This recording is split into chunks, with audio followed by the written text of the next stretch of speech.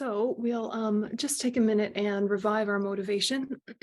Sangye chudon soge chunam la janchu padu dani kapsuchi dagi chunyan ki pe sonam ki rola penchi sangye drupa sho sangye chudon soge chunam la janchu padu dani kapsuchi dagi chunyan ki pe sonam ki Drola penche sange drupa sho sange chudon sogi chunam la janchu padu dani kapsuchi dagi chunyangi pe sonam ki rola penche sange drupa sho. Letting that connect. Okay. So this session, I thought I would go through some bits and pieces about Vajrasattva specifically, and then we do a little bit of practice at the end. So before I get into that, I just want to check if you guys had any follow-up questions about the 4 opponent powers. Are they feeling pretty clear? You feel oriented to those? Like you could walk yourself through them all by yourself, relatively? Yeah. Yeah. Okay. All right. So some bits and pieces about Vajrasattva. Okay. So we're looking at the Kriya Tantra version of Vajrasattva, which is 1 face, 2 arms, holding Vajra and bell. There are other forms of Vajrasattva in various sadhanas, and they're all perfect oneness. This just happens to be the one we're looking at for this retreat. So the Vajra and the bell are the main implements that we're looking at. And the question is, what is a Vajra and bell? What do they symbolize? Why is he holding them in this context? And it's also good to just kind of flesh out what are a Vajra and bell anyway in general. So according to the esoteric inner Tantra, the Vajra in his right hand means the ultimate eternal Vajra, the supremely skillful means. The upper 5 prongs are the 5 male Buddhas of the 5 directions, and the lower 5 prongs are the 5 female Buddhas of the 5 directions. This is the 5 Buddha families that we're talking about. The upper and lower lotus leaves symbolize the bodhisattvas, male and female. The bead garland corresponds to the peaceful deities. The center grip is the unsurpassed Dharmadhatu palace, which is free from all conceptual fabrications. So some of that's going to make sense right away, and some of that will need time and further empowerments to elaborate on. But if you think that those prongs at the top and the prongs at the bottom are related to the 5 Buddha families, their male aspect and female aspect, and that skillful means is emphasized by the Vajra in the right hand, that's the main thing there. So then also based on the esoteric inner Tantra, the bell in his left hand represents supreme wisdom. So the upper part of the bell has a face of the female Buddha, freedom of the Vajradhatu. Here's the face. The Vajra, or the half Vajra on top of the bell, up here, signifies the union of bliss and emptiness, or method and wisdom. The 8 lotuses on the bell have 8 seed syllables respectively, which indicate all the female Buddhas and female bodhisattvas, except the female Buddha, freedom of the Vajradhatu, because she's up here. So we're talking about these petals around the upper part of the bell. The half necklace and the 2 circles, vertically and horizontally arranged Vajras, these embellishments here, represent the supremely skillful means to ornament the supreme wisdom. Sometimes some bells have Om, Ah, and Hum on the inner surface up inside to represent the body, speech, and mind of the Buddha. The bell clapper is said to be the source of great bliss or the obtainable wisdom. The round space inside the bell stands for the emptiness of the Dharmadhatu, which is free from all conceptualizations. So the simple way to understand this is the right Vajra male method, right Vajra male method, left female bell wisdom, left female bell wisdom. Yeah. So when you see people hold the Vajra, it's indicating method and skillful means. When you see people ring the bell, think the wisdom realizing emptiness. So, you know, that's kind of the simple way of understanding the Vajra and bell, but those elaborated explanations are nice to dig into as well. So related to Vajrasattva or just in general, have you had questions about Vajras and bells in the past that you wanted to check in about? Yes, I go to many pujas, and I never know why they're ringing the bell when they are ringing the bell. And there are so many mudras that are involved with the bell and the Vajra. I really don't know anything about it after 10 years. So use of the Vajra and bell is only for people who have tantric empowerment, right? Highest tantra? Well, in pujas, that's usually the case, but actually lower tantra practitioners have their own set of mudras and can also use Vajra and bell. Okay. Yeah, and actually, technically in the tantras, because lower tantra is, quote, external tantra, they should be used more often, whereas highest yoga tantra, it's more optional. But strangely, it's reversed at Dharma centers. And it's like the highest yoga practitioners are the only ones that crack out their implements. And the lower tantra practitioners don't even know that they're allowed to or what to do with them. So that's what winds up happening, right? Which is Exactly. sort of topsy-turvy. Yeah. So the lower tantra mudras and the higher tantra mudras are different. That's the first thing to know. They indicate similar things, however. So the various hand gestures that you'll see people do with their Vajra and bell are indicating offerings of water for drinking, water for bathing, flowers, incense, lamps, perfume, food, and music. The traditional offerings from ancient India that you would give a VIP. So who's the VIP? The Buddha is the VIP, right? So we're offering all of the beautiful things to the most important guests that we're inviting to the puja. Now, of course, the Buddha doesn't need to be invited. He's already there. And the Buddha doesn't need offerings. He's already satisfied. We do it in order to create the cause for resources in the future, in order to create receptivity between ourselves and the Buddha, and also to create this atmosphere of sacredness that what we're doing now is important. So we're pulling out all the stops like that. Now, with all of these outer offerings that are often depicted also on the altar, like with the water bowls, there's often offering bowls that go together with the mudras. There are layers of meaning. So it's not just beautiful things are being offered to VIPs, it's representative of different practices. So it also is a way to tame our various senses that are attached to those objects.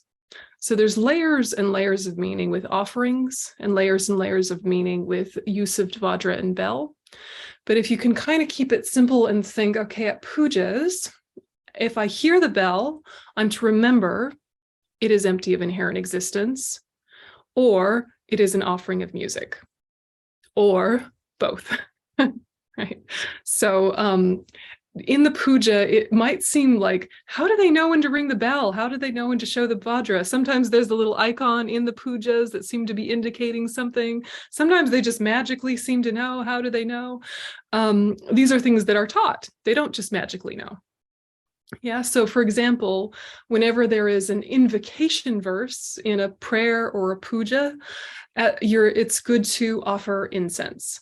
So if you're in a puja, you might just think halfway in a practice, randomly, some person stands up and lights some incense, waves it around and puts it in the thing. And you think, why did that happen just then? But it was because probably it was an invocation verse. You know, and at the end of such a verse, there's going to be a ringing of the bell to remind ourselves that that is all empty of inherent existence. Yeah. So you start to learn these things mostly, you know, in our tradition, you learn them usually during retreats. like long retreats, like a month-long retreat where in between sessions, you can ask the retreat leader, hey, can we do a session on learning the mudras?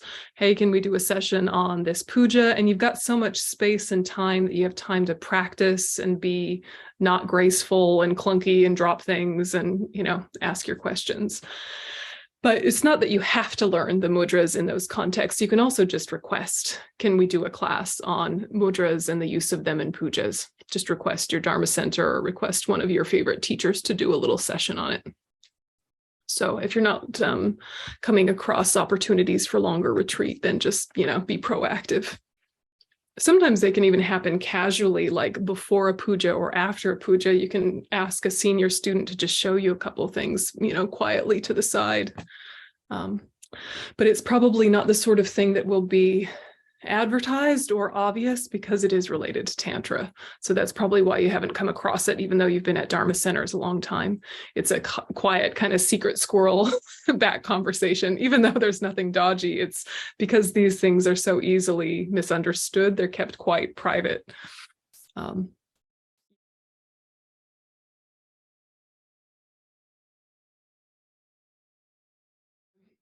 The bigger picture of that is that, you know, we in ancient times might have to travel hundreds of miles on camel or donkey to come across the teachings that we want to have and ask the teacher multiple times. And, you know, some of the obstacles seem logistical. They are logistical and they're karmic. Because some of us just stumble in and everything is given to us and we're kind of like, how did this happen? And then you realize that wasn't the case for everyone. It's not that you're special, it's that you created the cause for it, if that's been the case for you. But for lots of people, it's not the case that you just kind of stumble in and all the information is given to you beautifully organized right at your feet. You have to really make it happen. And part of making it happen is requesting. And if you're not getting the answer you want from one place, check another place. And the good news is that a lot of these things are available as texts you can study yourself, now translated in English, but it's best to do it in tandem with other senior students. So a part of why I'm, just did this 2-month course on the power of mantra is knowing that there is that need to unpack Tantra because it's so intrinsic to Tibetan Buddhism. So if you like this topic, remind your fellow Dharma students and Dharma centers that this new book is out by Lama Zopa Rinpoche and that the classic Lama Yeshe book, Intro to Tantra, is actually very experiential.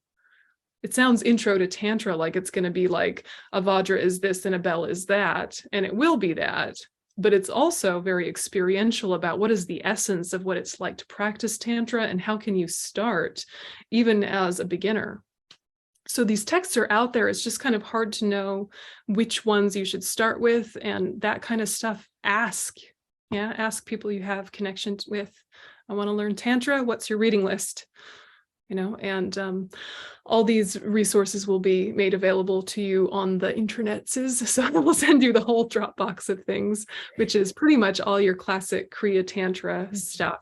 And that book is amazing with this. Venerable Amy did a how to do mudras for people with highest yoga tantra, and it's really excellent video. But the reasons why shouldn't be put up publicly. So that there's a reason for that, yeah. The basic stuff like why hide water for washing, water for drinking, flowers, incense, perfume, food, and music, there isn't a reason to hide that. What I'm saying is that's only the surface reason why we do it. I'm not telling you guys the other layers of reasons because it's a mixed group and I don't know who has empowerments and who doesn't. So what I would do is I would see, is there a way to have a study group of senior students or people with all the same empowerment? I know it's frustrating, but we kind of have to make it happen. And it might wind up being online. It might not be based at one center. It might be something that you kind of put out to a group of people and just word of mouth, it gradually builds and it becomes like a book club. I have some friends in Australia doing something like that. And what they do is they meet and discuss this text every week, but then every couple months, they ask me to come and sort out any questions that they couldn't sort out themselves using the text. So you could reach out to a senior member of the Sangha or one of your teachers and say, I don't want to put pressure on you to organize a whole course, but we're going to look at this book. Would you come weigh in every now and then and help us get sorted out with the questions we are stuck on? Yeah. So yes, I sympathize and, just do your best. And also purification sometimes means that things happen more easily too. Yeah. Yeah.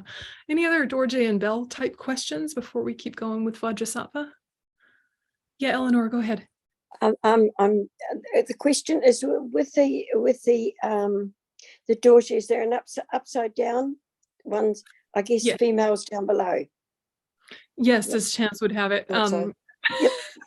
You can tell which is top and which is bottom in a Vajra because one of the points is just slightly longer, and that is the top. And if for some reason whoever made your Vajra made them perfectly even, then you just wrap a little piece of string around one end and decide on the top. I was just worried if the string gets lost. Yeah. It's not the end of the world. It's symbolic anyway. No. Right. Yeah. Thank you. Then there's all sorts of things on Vajrasattva. And often people ask, like, why the crown? Why the scarves? Why the bracelets? Why the anklets? Is this just Indian art? And it's Indian art that represents something very important. So what it represents is the 13 Sambhogakaya adornments, which signify empathy for sentient beings through great compassion. They also represent the ability to manifest what is pure and beautiful without the need for pacifying the 5 desires. So they're transforming the energy that accompanies them. Lama Yeshe says, since people from different countries have their own ideas about what ornaments are beautiful, you might not like the way I describe those adorning Vajrasattva. Perhaps you'd like to visualize their ornaments in a way more attractive to your tastes. But the ornaments symbolize particular inner realizations and should therefore be visualized as described in the text. Certainly, you should not leave them out just because you think they are too complicated to visualize. So that's not to say that you're doing anything wrong if you can't get your brain to remember all of these details. It's if you're able to visualize and you decide not to. Yeah. So the clarity and the detail of your visualization is going to be based on merit and familiarity. Merit and familiarity. So familiarity, we already have so much kind of understanding of because you can visualize incredible detail if you were to think about, I don't know, your cutlery drawer in your house. Yeah. Like if you think of the cutlery drawer in your house, you can think the spoons are there, they have these kind of handles, the forks are there, they have these kind of handles, the chopsticks are here, the knives are here, the teaspoons are there. You can visualize a lot of detail. You can even hear what your drawer sounds like when you pull it open, your particular cutlery drawer. Can you kind of visualize, imagine the sound that it makes? Because it's so familiar. How many times a day do you open that drawer? So we think we can't visualize detail, but actually right now in your mind's eye, you can think of a great deal of detail. Or the face of someone you really love, you could bring up into your mind's eye, all sorts of detail. So with Vajrasattva, we just haven't seen it enough for it to stay, but also we haven't had enough merit for it to stay. So you just do your best, one face, 2 arms, Vajra position, left hand bell, right hand Vajra. Okay, ornaments. Can I now add ornaments and have them stick? And with some practice, you can. And there's a purifying aspect to visualizing as written, but there's also a really excellent concentration tool there. Holding your mind on all those details really develops your focus. So it's got an immediate benefit of helping you with your focus and also a long-term benefit with the purification and connection with the deity. So that's the proviso before I tell you what all the bits mean. Okay, so spreading them out, the 5 silken garments correspond to the conquest of the 5 afflictive emotions. So the 5 silken garments are the headband, the upper garment, the long scarf, the belt, and the lower garment. So they're on your left. So we have headband representing attachment is conquered. Upper garment, attachment is conquered. Scarf, aversion is conquered. Belt, pride is conquered. Lower garment, jealousy is conquered. So that's the same 5 as we were looking at with 35 Buddhas and the way they were arranged in rows, right? That same group of 5 is going to keep showing up again and again. And then we have the 8 jeweled ornaments, denote the 8-fold noble path, which is common to all forms of Buddhism. So the crown represents right view. Earrings denote right thought. Short necklace denotes right speech. Armlets denote right conduct. 2 longer necklaces, right livelihood. Bracelet on each wrist, right effort. Anklets on each foot, right mindfulness. Rings on each foot, right concentration. So when you see those ornaments and all of that adornment, think this is representative of the path that I'm on, and it embodies and encompasses it. It's also kind of like a mind map to help you remember some of these lists. So, you know, there's a lot of lists in Buddhism, and so sometimes having an image to plug it into helps anchor it. So there he is. The meaning of his features in general, the knot of hair on the top symbolizes that he has never been confused or distracted, and his continuum has always been full of great wisdom. His singular face represents the soul heart drop of the ultimate Dharmakaya. Soul means everything is included in it. Heart drops can fall into 2 categories, ultimate and conventional. The ultimate refers to the Dharmakaya. His 2 eyes represent the wisdom of suchness and omniscience. The wisdom of suchness is to realize the nature of all phenomena as emptiness. The wisdom of omniscience is to understand all phenomena. His 2 ears are the union of the 2 truths, conventional truth and ultimate truth. 2 nostrils represent benefiting self and others effortlessly. Lips symbolize universal great happiness. The teeth represent the perfect mandala of the 42 peaceful deities, and the tongue signifies the union of samsara and nirvana. His 2 arms show the equality of wisdom and compassion. The 10 fingers represent the 5 Buddha bodies and 5 wisdoms. 2 feet symbolize not abiding in either samsara or nirvana. The 12 joints of his body represent the purification of the transmigration through the 12 links of dependent origination. His 10 toes represent the 5 perfect male Buddhas and the 5 perfect female Buddhas of the 5 directions. Sitting in the Vajra posture signifies being free from the drifting and changing nature of the 3 times.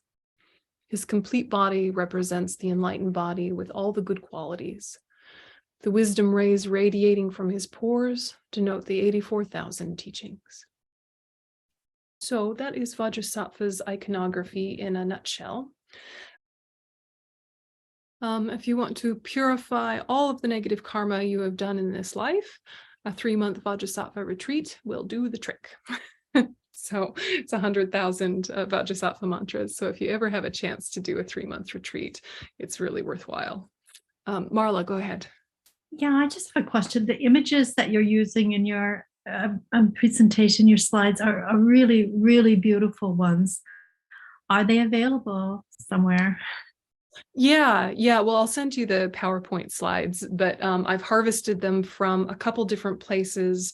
Mainly the Vajrasattva ones are from a book that is maybe 3 or 4 years old called Vajrasattva Meditation, and it's by Lama Punsok.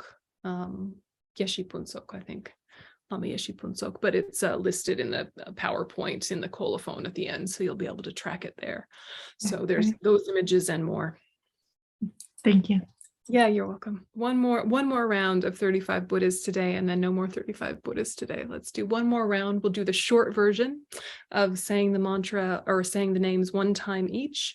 And now you've been introduced to all 35 of them and the medicine Buddhas. Really try and make a strong connection if you can. Okay, so up we go. At least 2 palms together.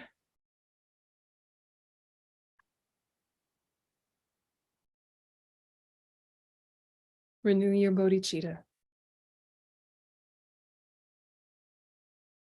Oi chamdente dejin je padra jampayan dabazo be sange rinshin gazola chatsa. Chamdente dejin je padra jampayan dabazo be sange rinshin gazola chatsa. Chamdente dejin je padra jampayan dabazo be sange rinshin gazola chatsa. Chamden day, Dejin Jebadra, Jampayan, Dabazo Be Sange, Rinshin Gatsola Chatsa. Chamden day, Dejin Jebadra, Jampayan, Dabazo Be Sange, Rinshin Gatsola Chatsa. Chamden day, Dejin Jebadra, Jampayan, Dabazo Be Sange, Rinshin Gatsola Chatsa. Chamden day, Dejin Jebadra, Jampayan, Dabazo be zange rinjinga sola chatsalo. Om namo bhagavate rednuketu ratsaya tatagatai. Ahate samyak sambuddhaya tayat. Om Ratne Ratne Maha Ratne Ratna Bitsaye Soha. Om Namo Bhagavate Rednuketu Ratsaya Tatagatai. Ahate samyak sambuddhaya Tayata Om Ratne Ratne Ma Ratne Ratna Bitsaye So Om Namo Bhagavate Renuketu Ratsaya Tatagatai. Ahate Samyak Sambuddhaya Tayata Om Ratne Ratne Ma Ratne Ratna Bitsaye So Om Namo Bhagavate Renuketu Ratsaya Tatagatai.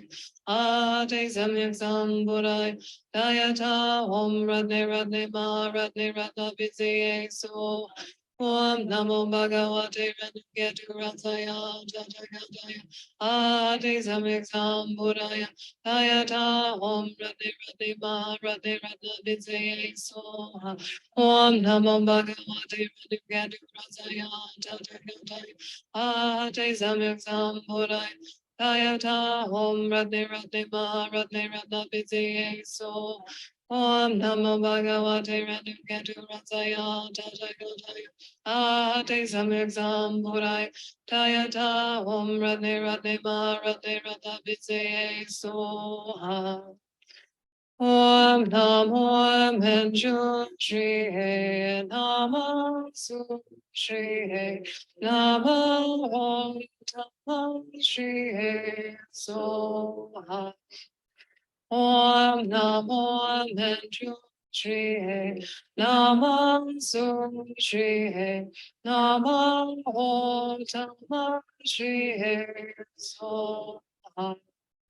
Om Namo Manjushri Namo Sushri Namo Om Tamo Shri Soha. Homage to the confession of the Bodhisattva's downfalls. I, throughout all times, take refuge in the Guru, I take refuge in the Buddha, I take refuge in the Dhamma, I take refuge in the Sangha. I, throughout all times, take refuge in the I take refuge in the Buddha, I take refuge in the Dhamma, I take refuge in the Sangha. I, throughout all times, take refuge in the I take refuge in the Buddha, I take refuge in the Dhamma, I take refuge in the Sangha. To the founder, Bhagavan Tathagata Arhat, perfectly completed Buddha, glorious conqueror, Shakyamuni Buddha, I prostrate. To Tathagata, thoroughly destroying with Vajra essence, I prostrate. To Tathagata, radiant jewel, I prostrate. To Tathagata, king, lord of the Nagas, I prostrate. To Tathagata, army of heroes, I prostrate. To Tathagata, delighted hero, I prostrate. To Tathagata, jewel fire, I prostrate. To Tathagata, jewel moonlight, I prostrate. To Tathagata, meaningful to see, I prostrate. To Tathagata, jewel moon, I prostrate. To Tathagata, stainless one, I prostrate. To Tathagata, bestowed with courage, I prostrate. To Tathagata, pure one, I prostrate. To Tathagata, bestowed with purity, I prostrate. To Tathagata water god, I prostrate. To Tathagata deity, the water god, I prostrate. To Tathagata glorious goodness, I prostrate. To Tathagata glorious sandalwood, I prostrate. To Tathagata infinite splendor, I prostrate. To Tathagata glorious light, I prostrate. To Tathagata sorrowless glory, I prostrate. To Tathagata son of non-craving, I prostrate. To Tathagata glorious flower, I prostrate. To Tathagata pure light rays, clearly knowing by play, I prostrate. To Tathagata lotus light rays, clearly knowing by play, I prostrate. To Tathagata glorious wealth, I prostrate. To Tathagata glorious mindfulness, I prostrate. To Tathagata glorious name, widely renowned, I prostrate. To Tathagata king holding the victory banner of foremost power, I prostrate. To Tathagata glorious one totally subduing, I prostrate. To Tathagata utterly victorious in battle, I prostrate.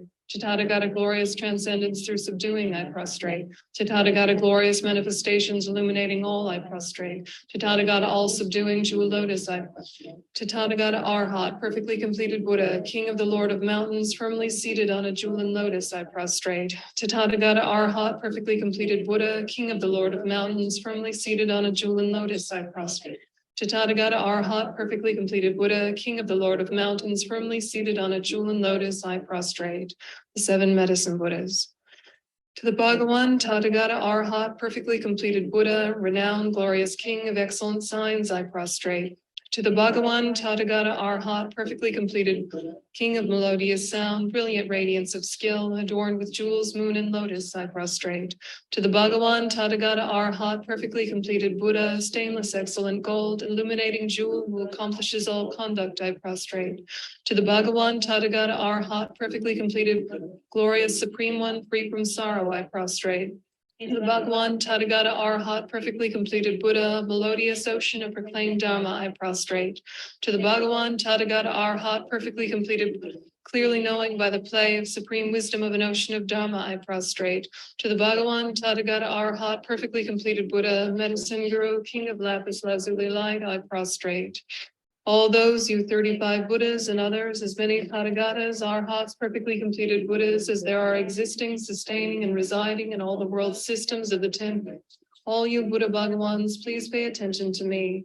In this life and all the states of rebirth in which I have circled in samsara throughout beginningless lives, whatever negative actions I have created, made others create, or rejoiced in the creation of, whatever possessions of stupas, possessions of sangha, or possessions of the sangha of the 10 directions that I have made others appropriate, or rejoiced in the appropriation.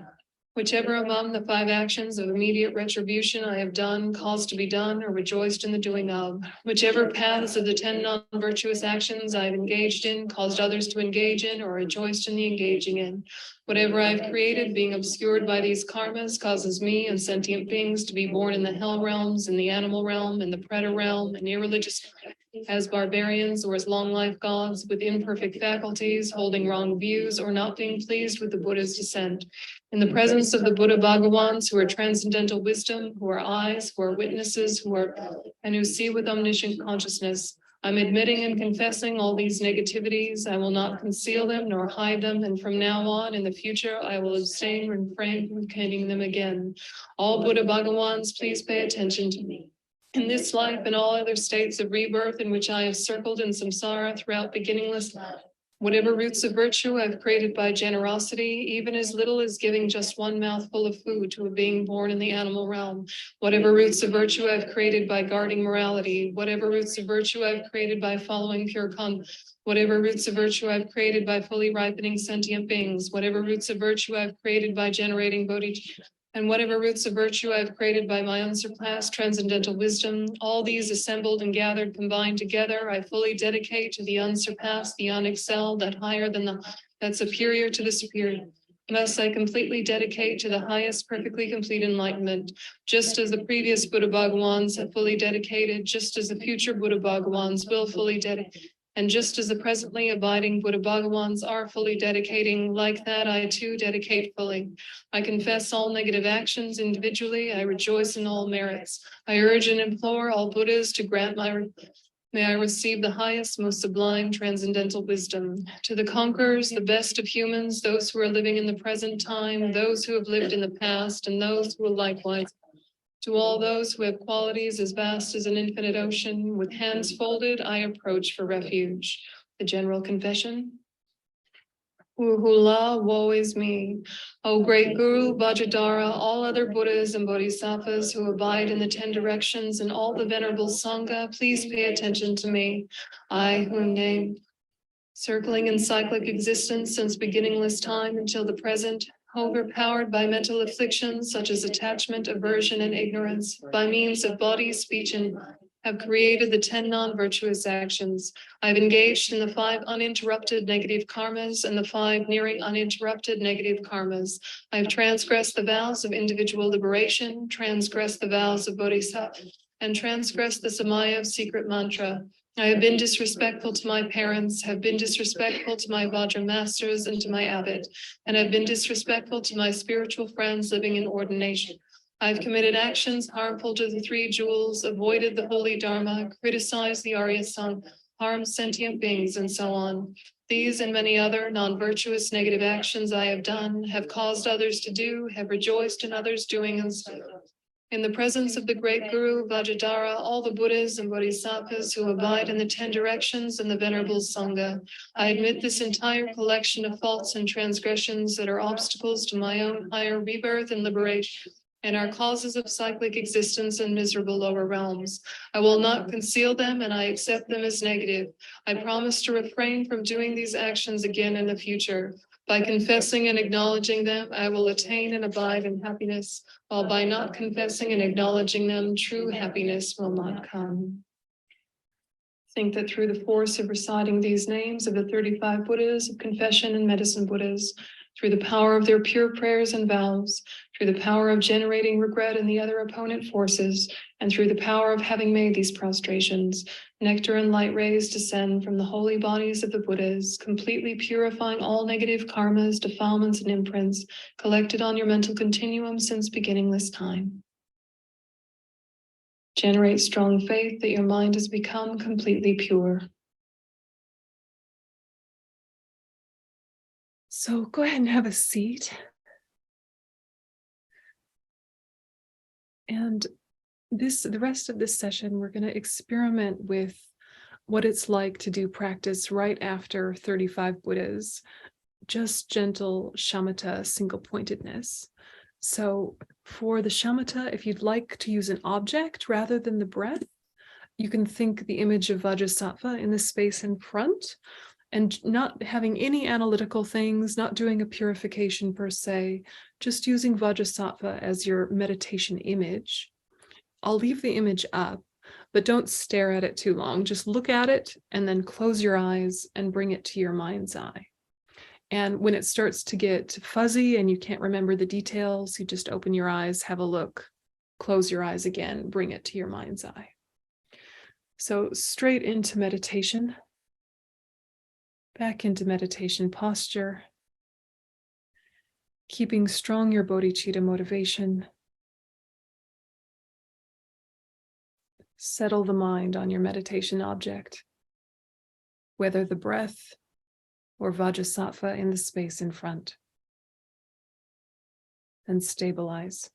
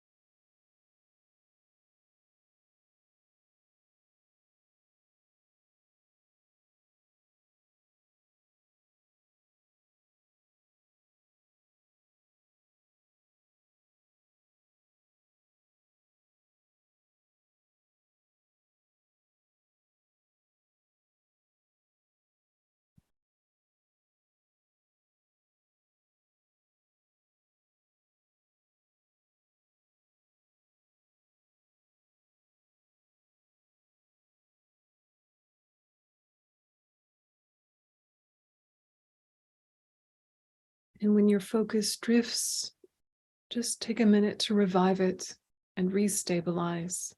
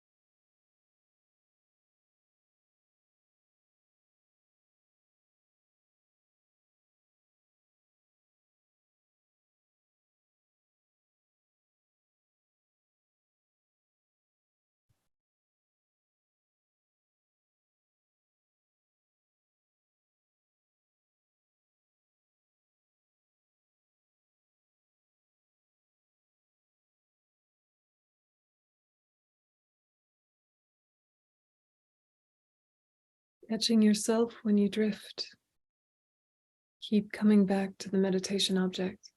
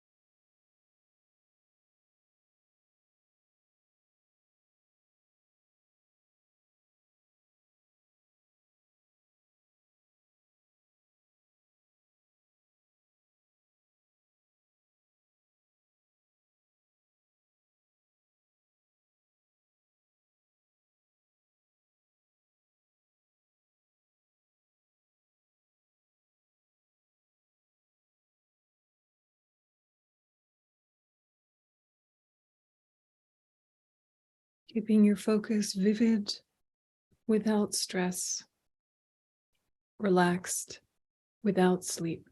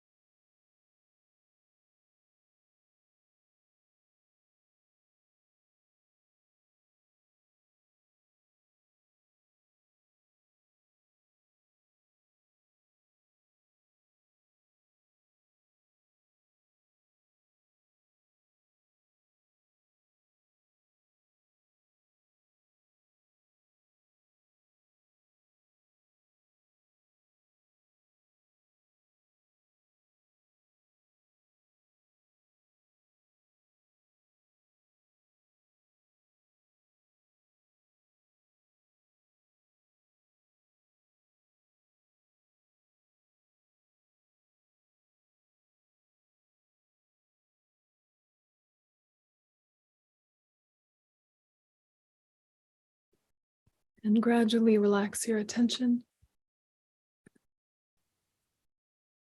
and dedicate. May the supreme jewel bodhicitta that is not arisen arise and grow. May that which has arisen not diminish, but increase more and more. May the precious view of emptiness that is not arisen arise and grow. And may that which has arisen not diminish, but increase more and more.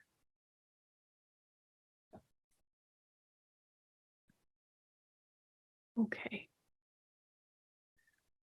So how was doing 10 minutes of shamatha right after having done prostrations? Was it easier, harder? Like, did you feel, yeah, it can be a really good way to launch yourself into your practice. Yeah, so I really recommend it. 10 minutes is plenty. Yeah, don't need to push it more than 10 minutes of shamatha, especially if you're new to it. 5 minutes even is fine. It's nice to do prostrations, then 5 minutes shamatha, and then done, or whatever other prayers you were planning to do.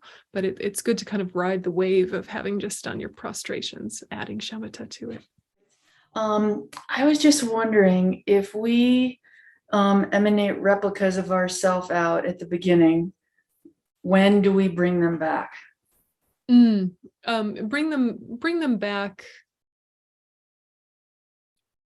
Yeah, I think, bring them back whenever it feels natural, but if you haven't brought them back by the time the Buddhas are dissolving into each other and into you, do it then. Yeah, so you could kind of do a full sweep, right? I think that I'm just thinking about what I do, and I think that I just kind of naturally let go of that visualization once I get into the prayer part at the end. Yeah, and but I think that that's just kind of what's happened organically. It wasn't like a definitive choice I made. So I think theoretically I could keep all of them emanated and all of us be saying that prayer together and maximize my merit. Perhaps I should start doing that. But if nothing else, absorb everybody when the Buddhas are all absorbing and then into you. Super, thank you. Yeah, the other way to do that is to think that all sentient beings are prostrating with you, rather than you and all of your past lives prostrating. You think you and all sentient beings are prostrating together, and that helps you increase your positive karmic connection with all sentient beings. And it also helps you develop that sense of being the leader and the servant of sentient beings. So if you prefer that way, if you've got the mental space for emanating replicas, you can also think of sentient beings instead.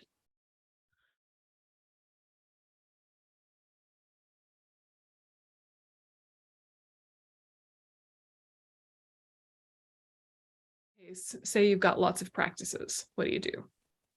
Yeah, in any case. So if it's something like you've got a mantra commitment, like a lot of us have Kriya Tantra, Lower Tantra, just the mantra, not the whole sadhana commitment, say like Green Tara and Manjushri and quite a few. What you can do is you can either break it up or do it back to back, but you think, okay, because of bodhicitta, out of emptiness, I arise as Tara. Om Tari Tutari Turi Soa, you do your mala, and then absorb dedicate for a second. And then because of bodhicitta, out of emptiness, I arise as medicine Buddha.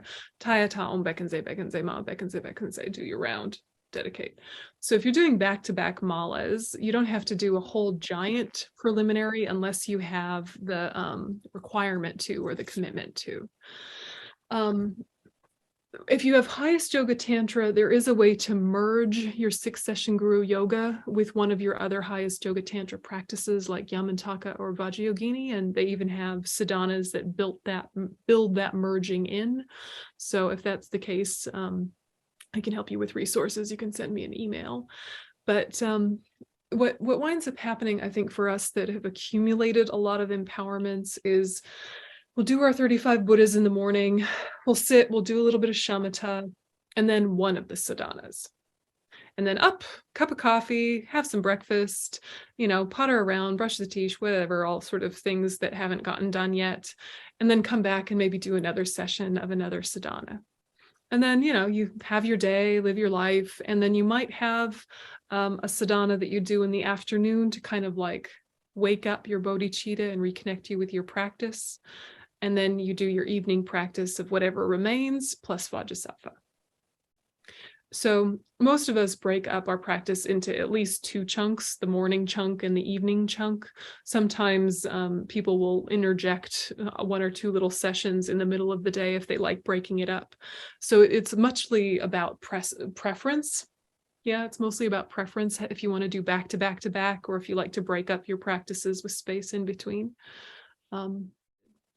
So, they're a joy to do. It's just they feel like a chore when our attachment gets involved. Practice every day, very important. How that practice gets structured and built, it's your life,